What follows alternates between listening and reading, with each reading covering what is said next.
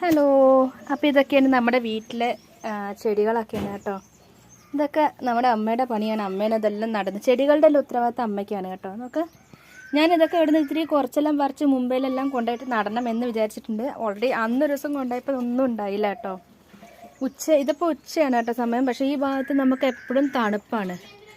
ഈ ഭാഗത്ത് എപ്പോഴും ഇന്നിപ്പോൾ അമ്മ ഇവിടെ നന്നാക്കാൻ വേണ്ടിയിട്ട് ഇറങ്ങിയിരിക്കുകയാണ്. അമ്മ ഇടയ്ക്കിടയ്ക്ക് ആഴ്ചയിൽ ഒരു ദിവസം ഈ ഭാഗത്തേക്ക് ഇറങ്ങുന്നതാണ് നന്നാക്കാനും ചെടികൾ പുതിയത് വെക്കാനും ഒക്കെ. ഇതിപ്പോൾ എവിടുന്നമ്മ ഈ റോസ് പുതിയതാണല്ലോ? എവിടുന്നമ്മ? അമ്മ ഞങ്ങളുടെ അപ്പച്ചിയുടെ വീട്ടിൽ പോയപ്പോൾ അവിടെ നിന്ന് കൊണ്ടുവന്നതാ. അമ്മ എല്ലാവരുടെയും പോയിട്ടുണ്ടല്ലോ. എല്ലാവരും സാധാരണ അങ്ങനെ തന്നെയല്ലേ, അങ്ങനെ പോയിട്ടുണ്ടെങ്കിൽ അവിടെ നിന്ന് ഇവിടുന്നൊക്കെ കിട്ടുന്ന ചെടികളെല്ലാം പറിച്ചെടുക്കും. ഈ പൂ കാണാൻ പ്രത്യേക ഒരു ഭംഗിയാണ് കേട്ടോ. ഒരുപാട് ചെടികളുണ്ടായിരുന്നു പണ്ട് നമ്മുടെ വീട്ടിൽ. പക്ഷേ ഇപ്പം അമ്മയ്ക്ക് നോക്കാൻ സമയമല്ല, അതുകൊണ്ടാണ് ഇവിടെ. ഇത് തന്നെ 3 ഉണ്ടല്ലോ ചെടി.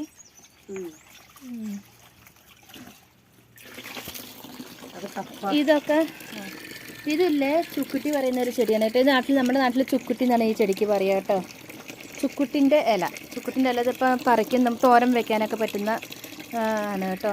അപ്പം അമ്മ അതെല്ലാം പറിച്ച് നല്ല ഇലകളെല്ലാം പറിച്ചിട്ട് അത് തോരൻ വെക്കും.